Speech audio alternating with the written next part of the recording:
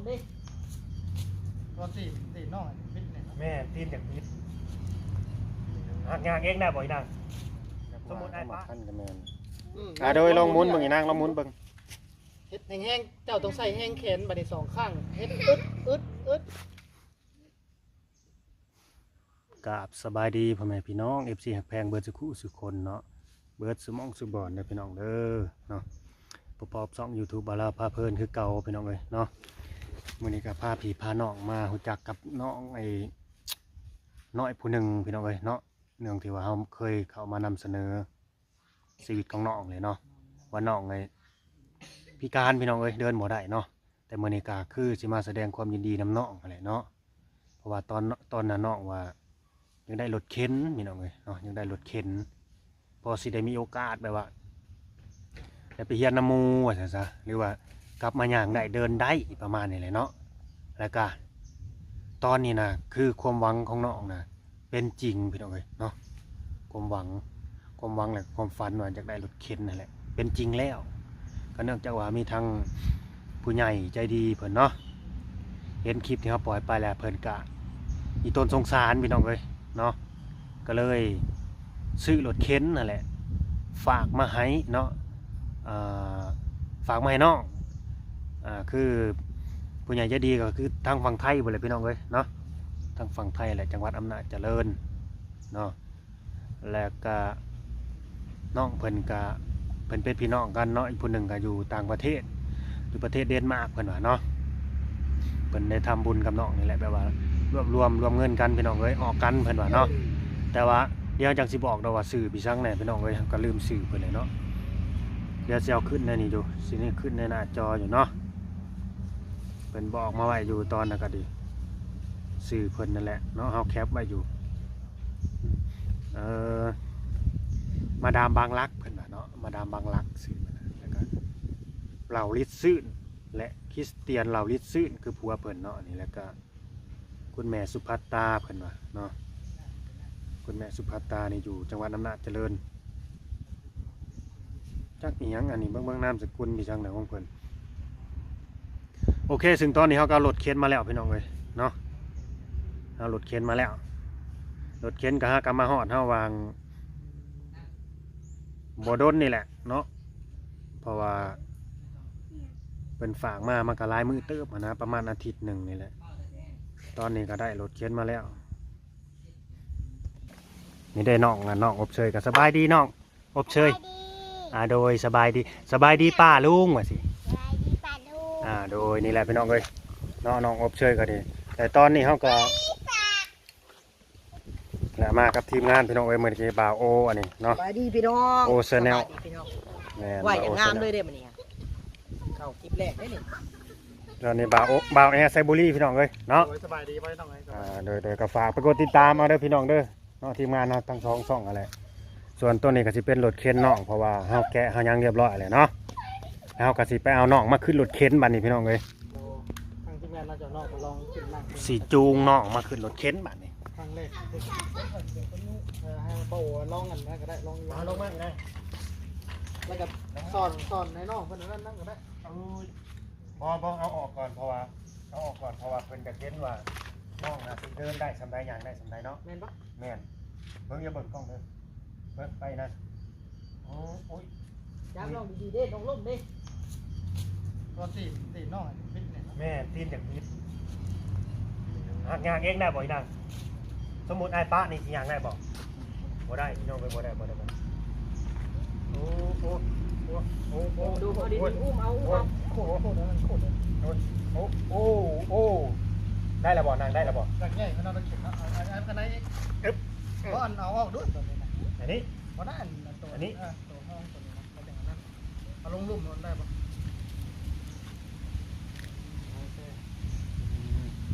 โอ้แต่แบบแก่มากแม่เราดูป่ะเราจับเด้อนางเด้อนี่ซ้อนนอกแล้วก็เบรกกันนี่แหละนี่เด้อเบรกมือนี่จะดันไปข้างหน้ายุ่งไปข้างหน้าแม่นไปเนี่ยสมมติว่าเขาสีเข็นเองนี่เนาะ มันบ่คือผู้ใหญ่เด้บัดนี้เนาะ เนาะ เอามือนอกมันน้อย แต่เขาสิซอยเขียนเองนะพี่น้องแต่ว่าให้น้องเขียนเองนี่บ่ได้เด้นี่ มันใหญ่ ต้องมี โพด ผู้ยุ มันใหญ่แล้วเก็ดใหญ่โพดน่ะ ต้องมีผู้ยุจับดีๆเด้อนางเด้อมาเด้อคือเป็นแนวนี้เนาะบัด มันเบรกอยู่บ่หรือยังไง เบรกนะเบรกได้เบรกนะเบรกได้ ว่าเอาง่ายๆกับแบบพื้นบ่เรียบปานนั้นนะ แม่นต้องอยู่ในพื้นปูนเนาะ อ่า ถอยหลังอ่ะ ได้อยู่ ได้อยู่ดีใจอยู่ว่าน้องเซยนี่นะดีใจบ่โอ้โห ยังว่ามันติดในไส บ่ลองเอาน้องยับคันใดแล้วให้น้องมันหมุนมันสิหมุน ติดในไสนี่ ดินทราย เออโอ้ค่าเนาะอันล้อนี่คือบ่หมุนฮะ มันเบรกอยู่บ่ นี่ล้อนี่คือบ่หมุน ก็ธรรมดาเด้ ฟรี มันติดไสบ่เนาะบ่ได้ติดอ๋อ สุดยอดบ่ไอ้เรา บ่มันต้องเป็นพื้นปูนพื้นมันบ่เรียบพี่น้องเอ้ยเนาะ แม่น พื้นมันเป็นคุ้มเป็นหยังอะไรฮะต้องแปลว่าพื้นเรียบๆนะพี่น้อง แต่ เอ้ย ก็พอใช้ได้อยู่เนาะ ก็พอใช้ได้อยู่อันนี้ก็ต้องแปลว่า เบิ่งบาลาวันเอาน้องยับคันแล้วให้น้องเอามือแบบปิ้นมันล่อได้บ่ เบิ่งอีนางยับเข้ามาเด้อถอยก้นเข้ามาเออ ลอง เวลาลองเอามือซุกล่อมันบ่คือผู้ใหญ่ซะเฮ็ดบ่ล่อล่ะ คนน้อยให้ ซุกล่อได้ หมุนนี่ดูนางนี่นางจับนี่มึงดูนี่จับตัวนี้เด้อจับตัวหลุมหมุนไปบัดนี้ แม่น หมุนไปเออโดย เราต้องพยายาม นี่แบ เรีย นนี่ เด้อ แบนนี่นาง แม่น มันลอกคือบ่หมุนบัดนี้ บ่พื้นบ่เพียง อ๋อ บ่เพียง เจ้าต้องหมุนตัวนี้เวลาเจ้าสิไปเองอะนะนี่จะต้องหมุนตัวนี้หมุนทั้งสองข้างเลยนะอันนี้คือเบรกนี่ข้างได้ก็ได้ ขา เนาะ เลยเนาะเนาะ แมน พ่อแม่เพิ่นก็บ่อยู่ซ้ำน้อยล่ะเนาะอยู่ในป่าบ่ป่าเรื่อยนี่นะ โอ้ยพี่น้องเลยเห็นในดับบาทนี่พ่อแม่นะพ่อแม่ไปใส่ก่อนอีนาง เกี่ยว เพิ่น เอา ไป แม่ไปเกี่ยวเข่าวแม่ไปเกี่ยวเข่าว ใส่พี่น้อง โอ้ไปเกี่ยวเข่าวซอยพี่น้อง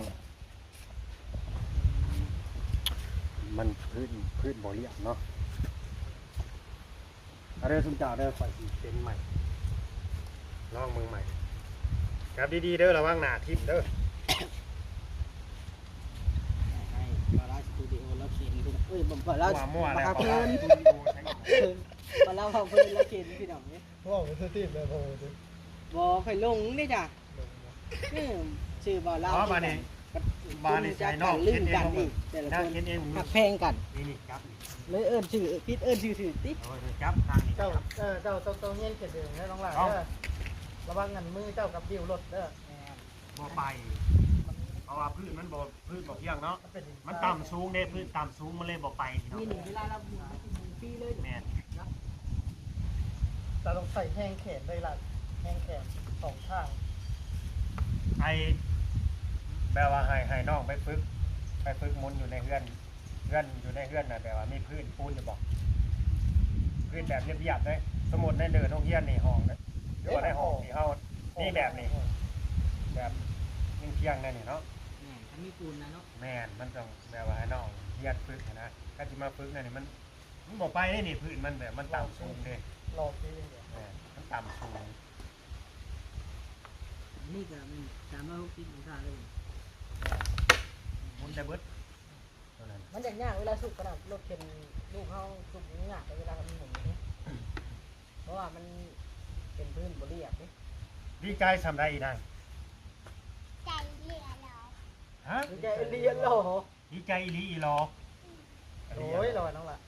โดยลูกว่าโดยเด้อ8 ปีเลยเนาะ8 ปีเด้อพี่น้องเด้อ8 ปี น่าน้องอุตส่าห์ผู้จบผู้งามซ้ำน้อง แต่ว่าพาน้องอยากปิดให้ละพอน้องนะเอิญมาดู เต้นแบบอยู่เมื่อกี้ เอิ้นพ่อน้องมาเบิ่งเพราะว่า หรือยังไง เป็นที่ดีใจบ่เนาะพ่อน้องนะ เอาพอน้องมาย่างเบิ่งคือกันก็สิเห็นว่าพอย่างแบบใดหั่นนะ เป็นกรรมพันธุ์บ่ จักว่าก็มาพันกันแม่น อืม โดยลองหมุนเบิ่งอีนางลองหมุนเบิ่ง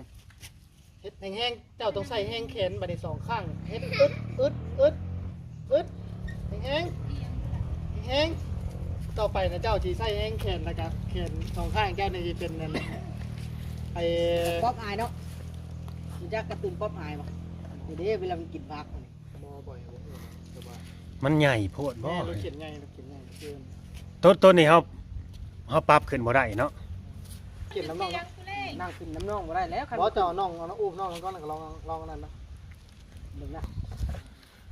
เบิ่งเด้อพี่น้องเบิ่งเด้อเบิ่งขาน้องมันบิดเด้อพี่น้อง น้องมันเย็น โดย ย่างเนาะ ผู้ใหญ่เพิ่นอยากเห็นเด้อนี่ ระวังน้องลูก นั่นเป็นอย่างนั้นคือเฮาปลานี่น้องล้มเลยได้นี่ แบบขาอยากบิดพี่น้อง ไว้อันนั้นเด้อไว้เตียงก่อนเด้ออ้ายสิ ขาอยากบิด ขับรถเด้อนี่ดิ ขาอยากบิดเบิ่งเอาเด้อไอ้พี่ เดี๋ยวอ้ายสิสอน พี่นั่นแหละเนาะพี่สุภัตราแหละก็มาดาม นี่ เอาโบลองสาธิตให้น้องเรื่องว่าเฮาน่ะมันแบบผู้ใหญ่ขนาดมือมันถึงนะ มือเขาถึง คุณแม่สุภัตราโพวารี มันก็แห้งบัดเฮาบัด อยู่ไทยอำนาจเจริญเบิ่งเอาเด้อคุณแม่ นี่เบา แล้วก็มาดามบางรักเราลิดชื่อแล้วก็คริสเตียนเราลิดชื่อ โอ้จะเป็นอย่างนี้ใช่บ่ บ่ผู้ใหญ่เฮานะมันกันมันหมุนได้มันไปได้อยู่แล้ว ชำรับผู้ใหญ่เด้ แม่น แม่น เพราะว่าเราบ่น่ะอ่ะเบิ่ง นี่พ่อเพิ่นมาแล้วเพิ่นน้องนี่อันเดียวกันได้ว่าเพิ่นนั่นเป็นสำคัญของน้องมาไหนพ่อไม่บ่